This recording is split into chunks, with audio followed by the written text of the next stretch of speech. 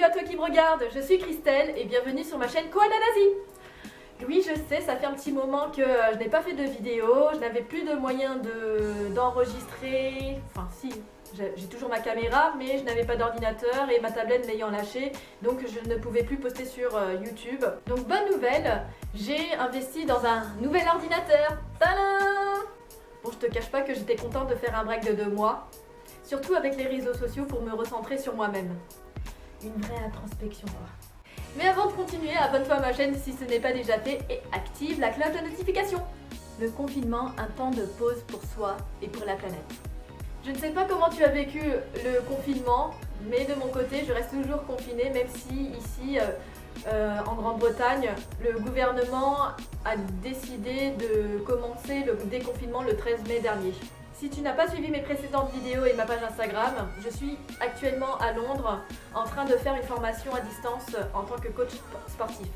Je sais que certains d'entre nous l'ont vraiment mal vécu et je conçois également que c'est une année catastrophique pour la finance, l'économie, alors pour les hôpitaux n'en parlons pas, mais également pour tous ceux qui sont en situation de précarité, toutes les galères que ça a pu causer chez des familles, et également des commerçants, des restaurateurs dont mes parents font partie. Je pense aussi aux personnes qui ont perdu des êtres chers pendant cette période, due à l'épidémie ou pas, et qui n'ont pas pu faire de cérémonie d'obsèques comme il se doit.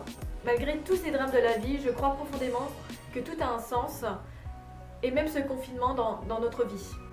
Je vois cette situation comme une rare opportunité de faire une longue pause dans sa vie pour se recentrer sur soi, revenir à l'essentiel, sortir la tête du guidon pour lever le pied dans le but de reprendre sa vie en main et de changer de cap si notre vie actuelle ne nous correspond pas.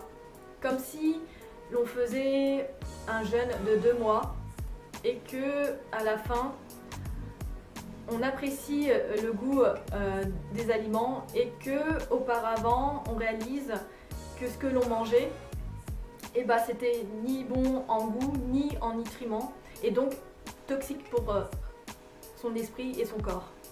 De mon côté, de façon générale, le confinement s'est plutôt bien passé. Les 2 premières semaines sont passées comme une lettre à la poste, mais la 3e semaine, j'ai commencé à sentir une solitude. Alors ce que je comprends pas parce que c'est quand même assez paradoxal parce que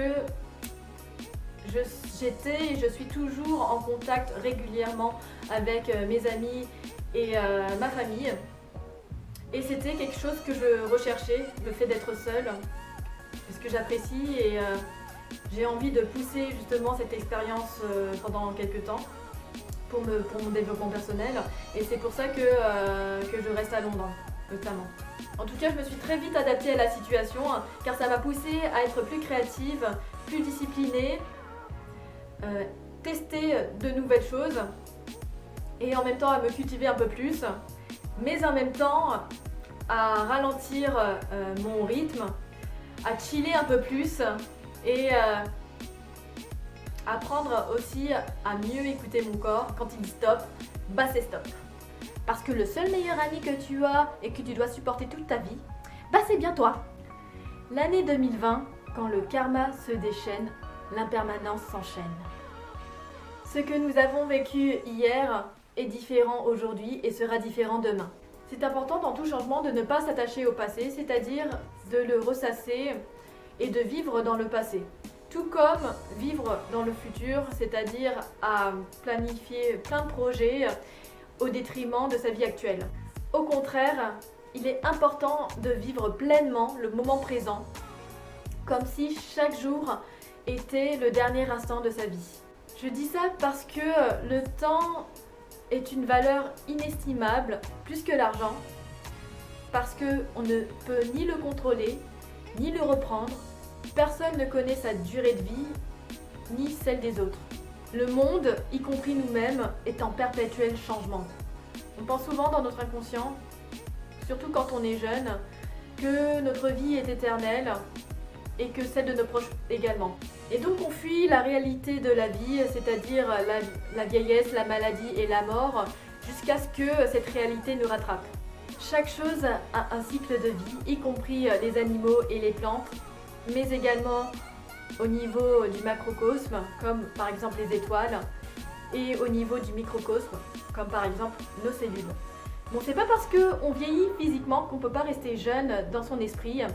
Le tout est de bien vieillir. Et pour revenir à l'actualité, comme tu le sais, la situation ne sera jamais comme avant. Et ce que l'on vit aujourd'hui est une période de transition. Vers quoi, on ne sait pas, même pas les politiques. D'ailleurs, je ne sais pas si certains secteurs comme la restauration vont s'en remettre.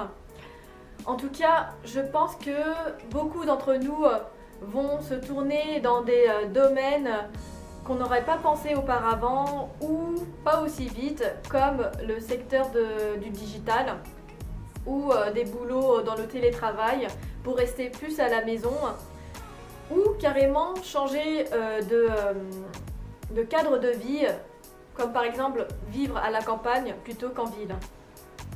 C'est tout pour aujourd'hui.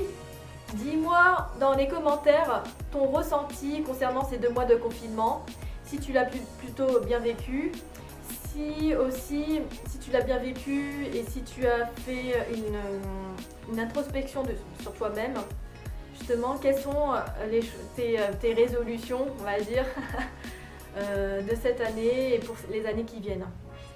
Et comme d'habitude, si tu as aimé ma vidéo, lâche un pouce bleu et dans l'idéal, partage-la. Et je te retrouve dans une prochaine. Ciao!